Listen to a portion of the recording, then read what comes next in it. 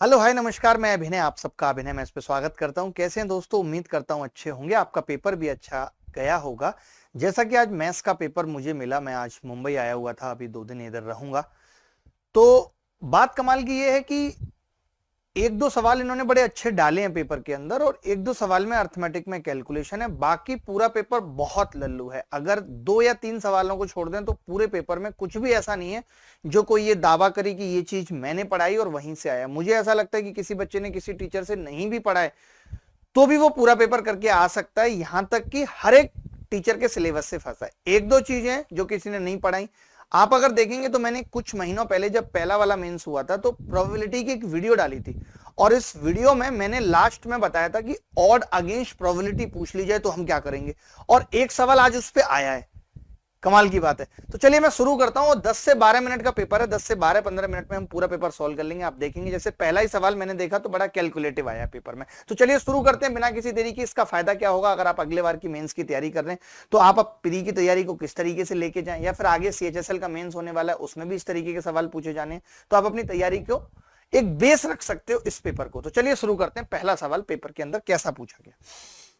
सवाल था कि एक 80 लीटर मिश्रण ए में स्पिरिट और पानी का अनुपात 7:9 दिया था। ए में से 20 लीटर मिश्रण निकाल के हमने बी में डाल दिया था। तो मैं बी की बात कर रहा हूं, इन्होंने बी में ही लास्ट में पूछा है। मैं ये कह सकता हूं बी में कि भाई बी में जो 20 लीटर मिश्रण पहले गया है उसका अनुपात 7:9 है। इसमें किसी को डाउट किसी प्रकार का नहीं? ठीक है। अब मुझे पता है कि मैंने 20 लीटर पानी उसमें मिला दिया है, तो आपको यह भी मालूम है कि अब वो 60 लीटर रह गया है ए में 7:9। अब अगर आप 20 लीटर सिर्फ वाटर ऐड करते हो तो मैं ये जानना चाह रहा हूं कि अब ए में क्या होगा, क्योंकि ए से वापस 32 लीटर निकालना है। तो आपने कहा कि जी ये 60 लीटर की वैल्यू 16 है, 9 और 7, तो 20 लीटर की कितनी होगी? 16/3, ये कह सकते हैं। तो मैंने कहा यार ये 7 तिया 21 और 9 तिया 27 और 16 43 रेशियो आ गया। यानी अब जो ए में मिश्रण है फिर से 80 वो 21:43 में। तो हम समझ गए, यानी कि अब जो 32 लीटर हम वापस निकाल के बी में डालेंगे वो भी जी 21:43 होगा। अब आपको पता है ये कितना है? 64। आप देखेंगे ये कितना है? 16। लेकिन हमें तो इन दोनों को मिलाना है, और आपको ये भी मालूम है किस अनुपात में मिलाना है। 4 पंजे 20, 4 अट्ठे 32। ये मिक्सचर का सवाल है, एलिगेशन का नहीं। ठीक है।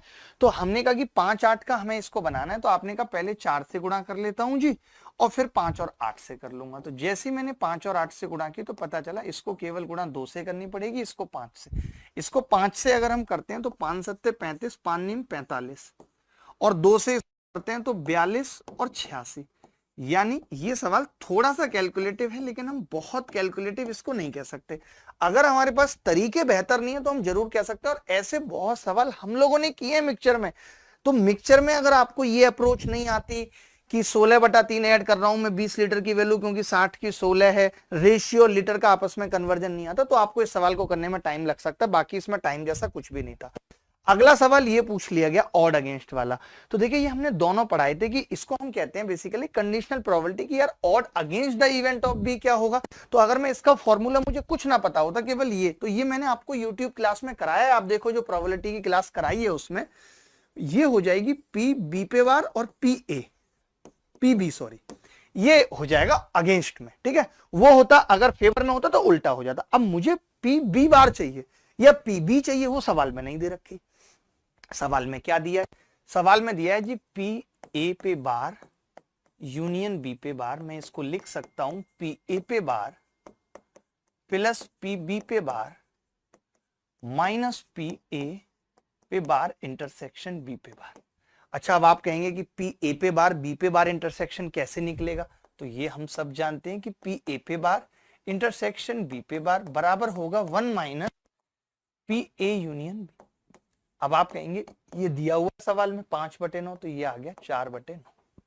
अब ये 4/9 इधर जाके जुड़ेगा 13/27 में। अगर 4/9 जुड़ेगा और उसमें से पी ए बार, कोई बच्चा मुझे बता सकता है पी ए बार कितना होगा? तो आप कहेंगे पी ए बार होता है 1 माइनस पी ए, यानी 7/18। तो ये 7/18 और माइनस हो गया, तो कितना बच गया जी? पी बी पे बार। आपने देखा कि हमने एलसीएम ले लिया 54, 27 दूनी 54, 26, 9 छिक्के 54, 24 माइनस 21 बराबर बी पे बार। ठीक है। तो क्या आ जाएगा? 54 में से 21 गए 3, 29/54 आ गया जी। 29/54 पी पे बार। जैसे ही मैंने 29 देखा मैंने उत्तर निकाल दिया। वैसे आप चाहो तो कर सकते हो, इस सवाल में कुछ ऐसा है नहीं, क्योंकि अब पीबी पे बार कितना आ गया 29/54, ठीक है। और एक में से घटाएंगे तो ये आ जाएगा 25/54, 54 से 54 कट गया, 29/25 उत्तर आ गया। बहुत प्यारा सवाल पूछा गया है। ऐसा सवाल CHSL में या आगे आने वाले पेपर में भी पूछा जा सकता है। इससे यह भी पता लग गया कि अब हम लोगों को प्रोबेबिलिटी भी लेवल 2 की पढ़ने की जरूरत है। आसान सवाल। अब जिसको ये फॉर्मूले बेसिक पता थे, इसमें एक यही था मेन। तो ये सब तो हम जानते ही, तो हमने प्रोबेबिलिटी में पढ़ाई, इसमें तो कुछ नया था नहीं, ये नया था। तो ये मैंने प्रोबेबिलिटी की वीडियो में पढ़ाया है। आप अभी भी YouTube पर डली हुई है, देख सकते हैं। मैंने बताया था ऑड अगेंस्ट क्या होता है, ऑड फेवर क्या होता है, लेकिन तुम्हें तो देखना नहीं है, पढ़ना नहीं है, मत पढ़ो भाई।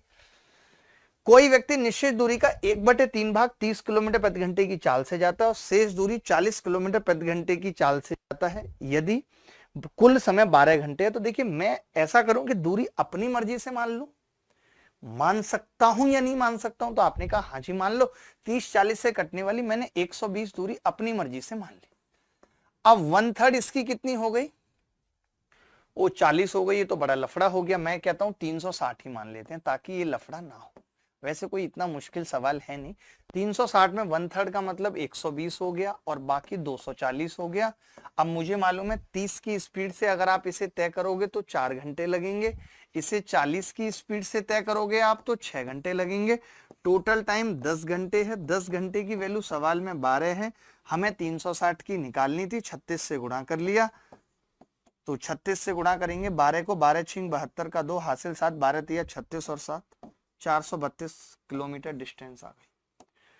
एक आध सवाल में अगर कहीं कैलकुलेशन मिस्टेक हो जाए तो संभाल लीजिएगा अपने हिसाब से। वैसे दूरी बिना माने भी हम इस सवाल को कर सकते थे। इट्स नॉट बहुत बड़ी कोई कप ऑफ टी नहीं था। ABC एक वर्ग है BCDE के बाहर। BCDE के बाहर एक ABC इक्विलेटरल ट्राइंगल है। ऐसा सवाल पता नहीं कितनी बार कराया हम लोगों ने। जब मैं आज से 4 साल पहले YouTube पे पढ़ाता था ना, तब भी मैंने ये सवाल कराया। 4 साल 5 साल पहले जब मैंने शुरुआत की थी, वो बोर्ड पे पढ़ाता था, तब ये सवाल कराया हुआ है। अगर आप देखेंगे कुछ भी नहीं है सवाल में भाई। अब इन्होंने कहा है कि हमें ये एंगल बताने हैं। अब मुझे पता है इक्विलेटरल ट्राइंगल है, ये 60 डिग्री होगा, ये 90 होगा, और ये सारी भुजाएं आपस में बराबर हैं क्योंकि इक्विलेटरल है। तो ये 150, ये 15-15 के एंगल हो गए। सवाल में क्या था? BAE यानी 15 प्लस 3AEB, AEB ये भी 15 या 45 बराबर 60 डिग्री। उत्तर आ गया। महा घटिया मैं कह सकता हूं या बेकार सवाल इसको कह सकता हूं, कुछ भी सवाल के अंदर नहीं था। एकल छूट पूछ रहा है, इसका मतलब होता है 1/5, इसका मतलब होता है 7/20, इसका मतलब होता है 1/10। यानी पहले अगर हम 5 पे 1 छूट देते हैं तो वो 4 का सामान हो जाएगा, 20 पे 7 छूट देते हैं 13 का, 10 पे 1 छूट देते हैं 9 का। मैंने मल्टीप्लाई कर ली, 4 पंजे 20, 55 25 ढाई 250, 250 का मतलब 13 निम्मा 117। अगर मैं 4 से गुणा करता हूं तो ये 1000 से कितना रह जाएगा? 468। पॉइंट लगा दिया, जीरो हटा के, तो 100 पे 46.8। तो ओवरऑल जो डिस्काउंट आ रहा है वो 47 का मतलब 53.2। ये उत्तर है। कुछ भी नहीं है, फास्ट करते हैं थोड़ा सवाल। एक व्यक्ति को 42% अधिक मूल्य अंकित किया, यानी 100 से 142 करता हूं, इसमें क्या ही सोचना है। 15% छूट दे दी। 15% छूट देने का मतलब 15 दूनी 30 की 0 हासिल 3, 15 चौका 60 और 3 63, 6 15 एकम 15 और 6 21, 21.3 की अगर मैं इसमें छूट दे देता हूं तो 42 का तो टोटल फायदा वैसे ही दिख रहा था। इसमें से 21.3 डिस्काउंट के घटा देता हूं, यानी 22 ही घटा देता हूं, तो 20.7% डिस्काउंट आ जाए, प्रॉफिट आ जाए। ठीक है। 48 सेंटीमीटर भुजा का एक गन है जिसका आयतन 64 है। अगर इसका आयतन 64 है तो इसकी साइड कितनी होगी भाई? 4। तो अब हम देख रहे हैं कि साइड का जो रेशियो है वो कितना आ रहा है? 48 और 4 का 12:1। तो वॉल्यूम का क्या आ जाएगा? 1728 रेशियो 1। यानी 1728 वॉल्यूम में से एक एक के कितने बन जाएंगे? 1728। ABC की औसत आयु 20 है और A प्लस बी की आयु का योग C से 6 वर्ष अधिक है। देखो मैं एक चीज कह रहा हूं आपसे, A plus B plus C यहां से कितना दिखेगा? 60। लेकिन आप 2 वर्ष पहले की बात कर रहे हो तो सबका 2-2 घटेगा, तो मैं ये कह सकता हूं 54 होगा 2 वर्ष पहले। और 2 वर्ष पहले ए और बी क्या आएगा, सी से 6 वर्ष अधिक है, तो इसको 6 ज्यादा देने हैं मुझे, तो 6 इसमें से गया तो कितना बचा 48, तो 24 दे दूं इनको, तो सी की 2 वर्ष पहले आयु 24 आ गई, तो सी की करंट आयु अगर पूछ रहा है तो 26 आ जाएगी। क्या ये सवाल मुश्किल था? मैं पूछ रहा हूँ नहीं, कैलकुलेशन करने के ऊपर है। ये सब बेसिक कैलकुलेशन तो पेपर हो या कुछ भी हो, इसमें कौन सा प्रेशर था कि मैं ये कैलकुलेशन भी नहीं कर पा रहा था, मुझे यहाँ एक्स मानना पड़ा, जिसकी वजह से मुझे अपनी एक्स की याद आ गई, फिर मैं उसकी यादों में खो गया, फिर मैं आगे सवाल ही नहीं कर पाया। फिर मुझे लगा एक्स तो यही कह के गई थी कि तेरी नौकरी नहीं लग रही इसलिए नहीं होगा, तो फिर मुझे लगा जो अभी है वो भी एक्स बन जाएगी, नौकरी नहीं लगी। उसके बाद में पेपर करने बैठा, फिर पता चला कि टाइम की घंटी बज गई। ऐसा तो होने वाला था नहीं। आगे बढ़ते हैं। 14 व्यक्तियों में से 13 व्यक्तियों का औसत वजन 78 है और 14वें का औसत वजन सभी के औसत से 39 अधिक है। ठीक है, सभी 14 का एवरेज मैंने x मान लिया, तो 14वां व्यक्ति कितना है, x प्लस 39। अब आप मुझे एक बात बताओ, जब सबका x है, 14वें x प्लस 39, तो मैं कह रहा हूं भाई 14वें का भी x हो, तो ये 39 जो था वो बाकी के 13 में बटेगा। बाकी के 13 में अगर 39 बटेगा तो 13 का एवरेज हमें दे रखा है 78, तो 13 में अगर ये 39 बटेगा तो 3 बट जाएगा, यानी x कितना आ जाएगा 81। मुझे ये पता चल गया मैं क्या कह रहा हूं, फिर से समझ लो, फोन साइलेंट कर दें, इसकी बहस की आंख। देखो भाई, मैं ये कह रहा हूं कि 14 का एवरेज x था, 14 का x प्लस 39, मैंने कहा सबका x मान लो, सब x है, 13 का भी x है, तो आपने कहा 39 डिस्ट्रीब्यूट करना पड़ेगा, 3 कर दिया। ये सवाल अगर मेरी 4 साल पुरानी वीडियो एवरेज के अंदर अगर ये सवाल ना हो तो मैं अपना नाम बदल दूंगा। अगर ये ना हो तो ये सवाल 4 साल पहले की वीडियो में एवरेज की, मैं जब जब एवरेज पढ़ाया तब तब ये सवाल कराया है। तो यहां से सभी का एवरेज 81 पता चल गया।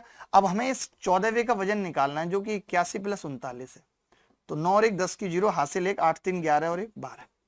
इसमें कुछ भी ऐसा नहीं है, कोई भी टीचर होगा इस बेसिक सवाल को कराएगा अगर वो एवरेज पढ़ा रहा है, तो हो ही नहीं सकता कि ऐसा नहीं कि मैं कह दूं मेरे ही सवाल से ऐसा नहीं। हाँ ये जरूर है कि 5 साल पहले कोई और पढ़ाता नहीं था, मैं ही था, तो 5 साल पुरानी वीडियो देखेंगे तो मेरी में मिलेगा। 2800 रुपए की राशि 10% की दर से 3 वर्ष का साधारण x है। वाह, तो x का मतलब 2800 इंटू 10 इंटू 3 और बटे 100 होगा, तो 2 जीरो काट दी मैंने। अब y पूछ रहा है, y क्या है, 6200 रुपए की राशि पर 14% की दर से y का साधारण ब्याज। तो y का साधारण ब्याज 1736 का मतलब क्या, 1736 बराबर 6200 इंटू वाई इंटू 14 बटे 100, तो 0 से 0 यहां भी कट गई, तो मैं ये कह सकता हूं कि अब y का जो मान है वो 1736 बटे 62, 1736 बटे 62 है, तो 62 ऊपर चला जाएगा, इंटू 14 भी ऊपर चला जाएगा। बस ये था। तो ये करना मुझे कोई बड़ी बात नहीं लग रही थी कि इसमें कुछ भी ऐसा था। 7 से कट रही होगी ये संख्या, पक्का ऐसा हो ही नहीं सकता ना कटे। 7 दूनी 14, 3 बचेगा, 7 चौक 28, 7 दूनी 14, 7 चौक 28, 7 अट्ठे 56, 7 चौक 28, 40 ये आ गया। 4 से भी कट रहा है, 4 छिंग 24, 4 दूनी 8, 62 से 62 कट गया बेटा, तो 14 तिया 42 पे 1 जीरो है, 420 उत्तर आ गया। जो आपकी पर्सनैलिटी थी वही इस सवाल का उत्तर था। पॉइंट आगे पीछे देख लेना। बंदर और व्यक्तियों के एक समूह में उनके सिरों की संख्या 54 है। अगर किसी के सिर 54 है, मैंने कह दिया सारे व्यक्ति हैं, तो 108 लोग हो गए। बोलो 108 पैर हो गए, एक आदमी के 2 पैर होते हैं, इसमें बेसिक ज्ञान की जरूरत थी। लेकिन पैर कितने ज्यादा हैं, तो आप कहेंगे 34 ज्यादा हैं। आप बताओ, अगर मैं एक आदमी की जगह एक बंदर लेके जाऊंगा तो 2 पैर बढ़ जाएंगे, क्योंकि आदमी के 2 पैर, बंदर के 4 पैर, यानी 2 बढ़ जाएंगे। बड़े यहाँ पे 34 हैं, इसका मतलब मैं 17 बंदर लेकर आया हूं। और बंदरों की संख्या पूछी थी, ओरल कर सकते थे इस सवाल को, ओरल कुछ भी नहीं था इस सवाल के अंदर भाई। अब बताओ इस टुच्चे से सवाल में तुम्हें क्या ही बताऊं, ये बेसिक कैलकुलेशन का सवाल था, इसे खुद से कर लेना, कुछ सोचना है ही नहीं। एक व्रत की जीवा, अगर कोई, जो भी बच्चे हमारे इस बार के मेंस में थे, बहुत बच्चे थे, लास्ट में तो सब आ गए थे, अगर उनको पता हो तो मैंने मेंस की वीडियो में पहला सवाल ही ये कराया था, और पता है क्या बोला था उस वक्त, कि ऐसा सवाल मेंस में पूछा जा सकता है, अगर हुई कोशिश एडिटिंग की तो हम वो वीडियो क्लिप भी थोड़ा सा ऐड कर देंगे। भाई कर दोगे? ये छोटी छोटी बातें हैं। तो अब जैसे ऐसे सवाल भी पेपर में आए कि यदि व्रत की जीवा, ये छोटे सवाल हैं लेकिन ऐसे सवाल मेंस में स्टेटमेंट फॉर्म में आ सकते हैं।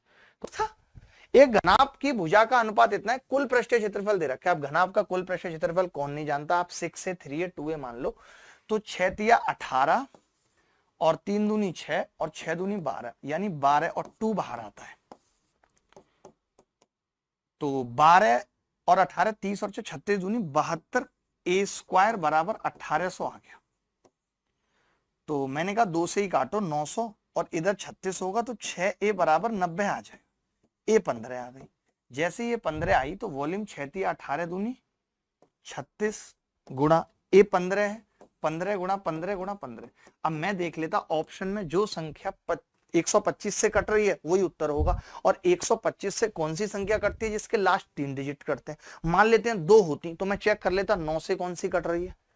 समझ रहे हैं, ये सब चीजें सोचनी पड़ती हैं, करनी पड़ती हैं भाई। चलो अब ए का स्क्वायर, अब देखो आपके 58 में से जब आप 25 जोड़ रहे हो, 58 में जब 25 जोड़ रहे हो और जब मैंने पहला ही सवाल ही करा, अरे हम जानते हैं इक्वल आ रहा है कि कोई भी इक्वल आ रहा है तो ए का मान बेसिकली क्या आ जाएगा कि 58 सबसे बड़ी जीवा होता है, 3 सबसे बड़ी जीवा। तो जो जीवा है 2r वो या तो बराबर होगी या बड़ी होगी। डायमीटर या तो जीवा से बड़ा होगा, इसमें से 37 गए, यानी r बड़ा होगा 10 बताएगा बराबर होगा या तो जीवा होगा, डायमीटर बन जाएगा। इसको जब हम जोड़ रहे हैं तो 58, इससे सरल सवाल नहीं हो सकता क्योंकि q सेम दे दिया, अगर सेम ना देता तो 83 होता है और ये भी प्लस ये कट रहा है तो केवल a माइनस प्लस हमें लिखना था, तो 3 और 3 और r प्लस नीचे घटा रहे हैं, 16 में से 7 गए 9, मतलब क्या लल्लू सवाल पूछा है। अब लोग कह दें कि पेपर कठिन आया, ये आ गया 11/3। अब इस सवाल में भी कुछ नहीं है, बड़े बड़े ऐसे जब मैंने लगा दी बड़े बड़े अंडर, तो मैंने देखा जैसे मुझे पता है कि अरे 9 से कट रहा है, 56 में से 27 तो सेम आना है, ये 9 से कट रहा है, पॉइंट तो सारे कट गए, जोड़ा तो 41 9 के 54 तो जोड़ने वाला है, 9 आने वाला बच गया फैक्टर के 4 से मैं इसको काट रहा हूं तो 31 आ रहा है, 4 से इसको काट रहा हूं 4 6 24 नीचे। अब मैं देख रहा हूं ऊपर भी 31 नीचे 56 और 15 कितने 31/66 उत्तर आ गया। और मैं इसका सोचूंगा 2.79 का कैसे निकलेगा, वैसे निकले। अरे भाई जब 1/b ऊपर उतरा है नीचे तो गोली मारो पॉइंट को और बस 2 बार 31 2 बार 66 उत्तर लगा दिया, अंडर ऊपर चला जाएगा 60/11, तो 11/11 एक उत्तर आ गया। बहुत ही लल्लू सवाल था। अब आप लिखो पूरा a plus B A minus B तो वो आपके ऊपर है, ठीक है। 1000 रुपए की राशि पर 20% अर्धवार्षिक ब्याज है। जैसे अर्धवार्षिक ब्याज था मेरे दिमाग में आ गया कि 10% रेट होगी भाई, यानी कि हर 6 महीने में 10 से 11 होगा, हर 6 महीने। मैं देख पा रहा हूं कि 10,000 से 14,641 हुआ है। हम सब जानते हैं कि ये 10 की क्यूब है और ये 10 की घात 4 है और ये 11 की घात 4 है, यानी टोटल 10 से 11 एक 6 महीने में हो रहा था, आप 10 की घात 4 कह रहे हो, यानी कि 4 गुना वक्त है, 4 गुना 6 महीने तो 6 चौक 24, यानी 2 साल उत्तर आ गया। बहुत ही लल्लू था। इसको आप कह रहे हो कि कैलकुलेटिव सवाल था, तब फिर रहने दो भाई। अब पीक्यू का अधिकतम मान पूछ रहा है, मुझे पता है कि संख्या 8 और 3 दोनों से कटेगी। अब कौन सी संख्या 8 और 8 से कटती है, तो 924, जैसे 9 और क्यू 24 है तो 800 तो अलग हटा दिया, बच गया 1 क्यू और 4, 1 क्यू और 4 बच गया, तो मैंने 100 में से भी 96 हटा दिया तो 4 बचा, तो क्यू 8 आ गया। सिंपल क्यू 8 आ गया। मुझे पता है या तो क्यू 4 हो तब 8 से कटेगा या फिर 8 हो, हमें अधिकतम बताना है तो मैंने क्यू को 8 ले लिया। अब क्यू अगर 8 आ गया और संख्या को 3 से भी काटना है, 9 से कट गई, 8 और 1 कट गया, 4 और 1 5, 5 में पी कितना ले, बड़े से बड़ा, तो पी 4 ले सकते हैं बड़े से बड़ा, नहीं 5 प्लस पी आ रहा है ना, 5 प्लस पी, तो आपने कहा 4 भी ले सकते हैं 7 भी ले सकते हैं, तो 7 आ गया पी का मान, क्योंकि अधिकतम बताना है, तो पी क्यू अधिकतम कितना हो गया 7 8 56।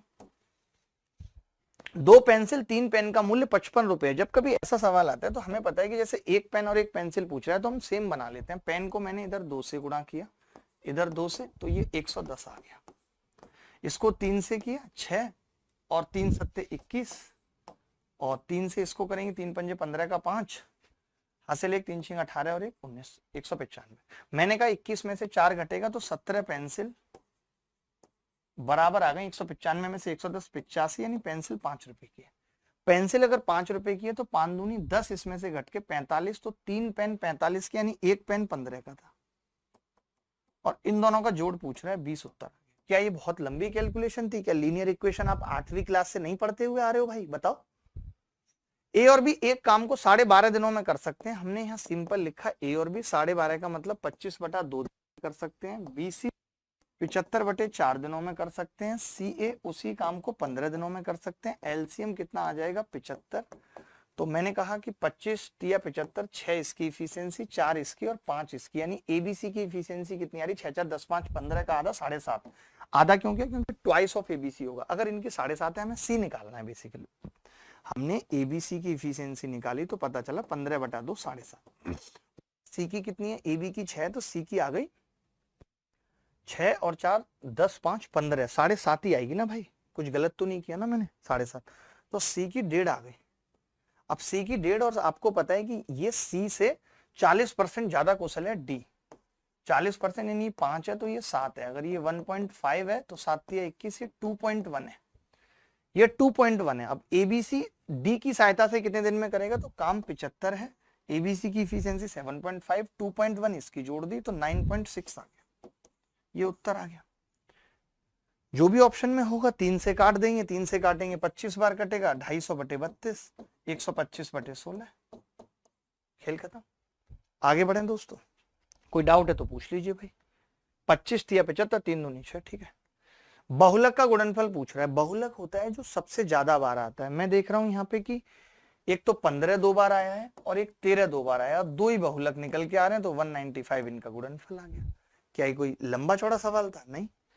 इसके बाद ये सिंप्लीफाई पूछ रहा है। बताओ इस गुणा को भी अगर आप देख के कह रहे हो कि मेंस का पेपर लेंथी आया है तो फिर आपके ऊपर है। केवल लेंथी में 4 सवाल ऐसे हैं जो सब मिला के कठिन और लेंथी दोनों है, लेकिन 26 सवाल तो ठीक करने चाहिए थे, वो तो एकदम किताब से आए।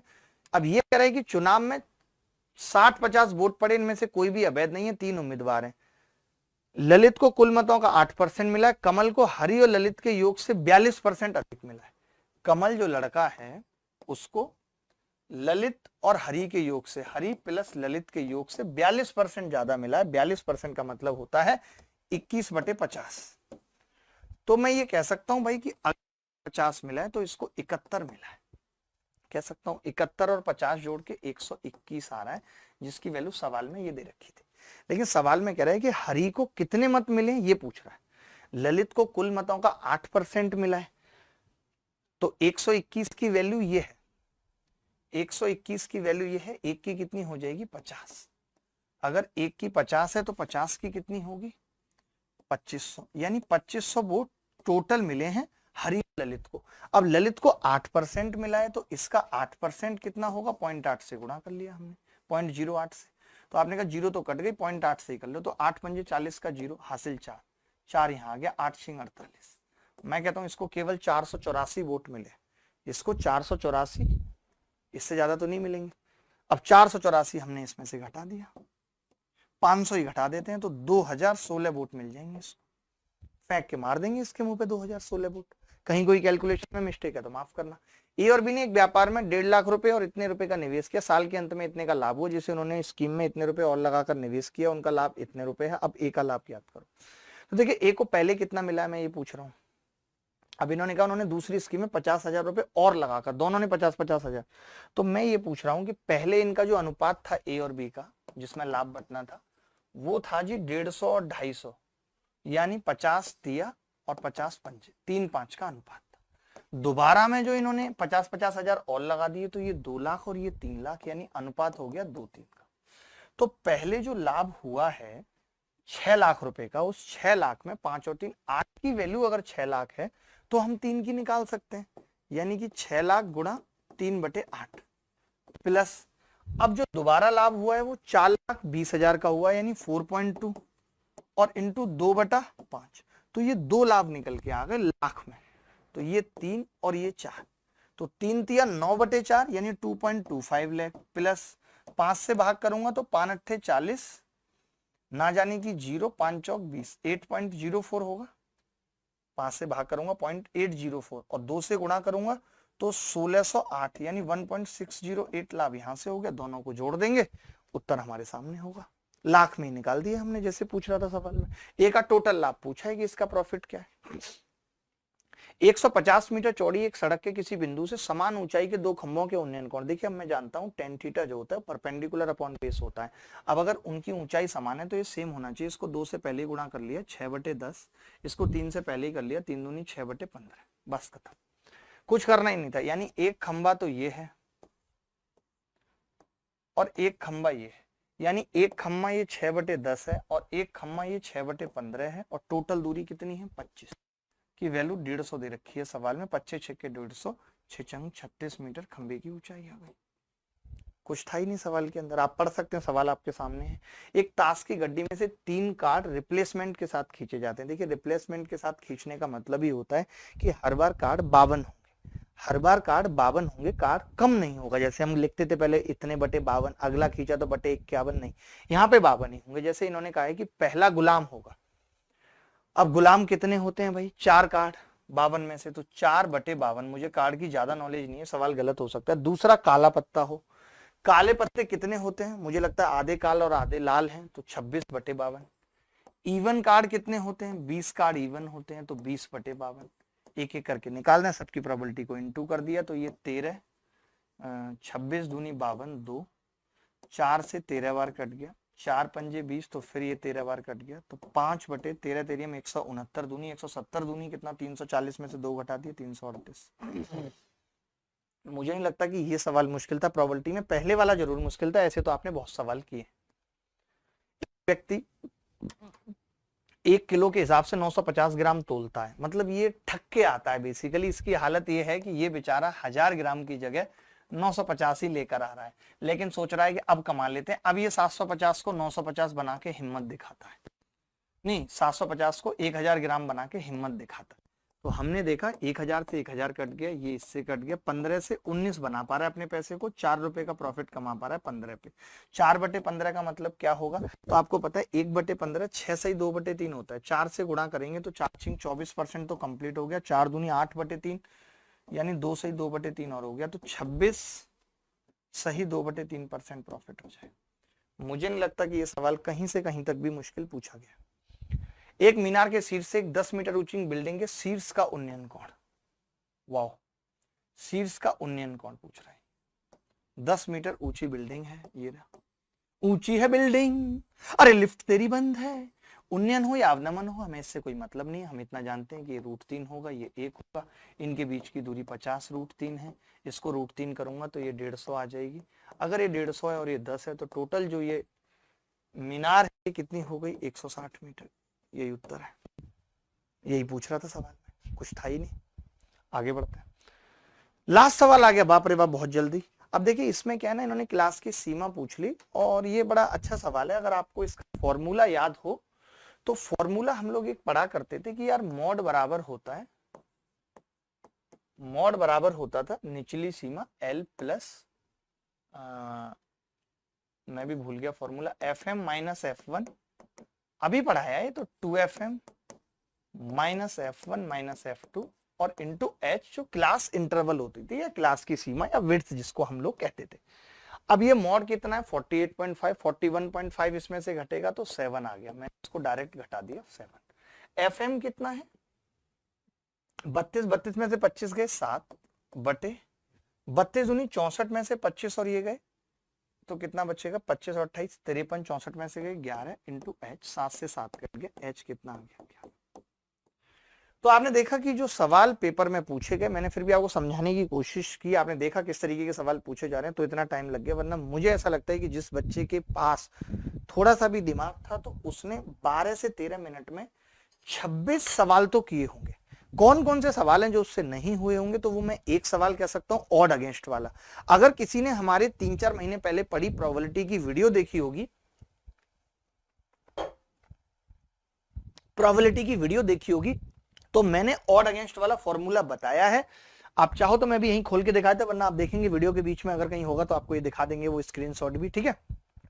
तो चलिए अभी के लिए इतना ही, अगली मुलाकात फिर होगी आपसे बहुत जल्दी। लेकर आ रहा हूं A to Z क्वांट 4.0, केवल इसीलिए रुका हुआ था ताकि ये पेपर में पैटर्न पता चल जाए कि अब एसएससी ने कहा था कि वो नया बंदा लेके आए, तो पता नहीं नए बंदे ने इस बार पेपर बनाया है, मुझे नहीं लगता। मुझे लगता है जिसने पहले बनाया था वैसे ही बनाया पेपर, अगली बार से शायद नया बंदा बनाएगा।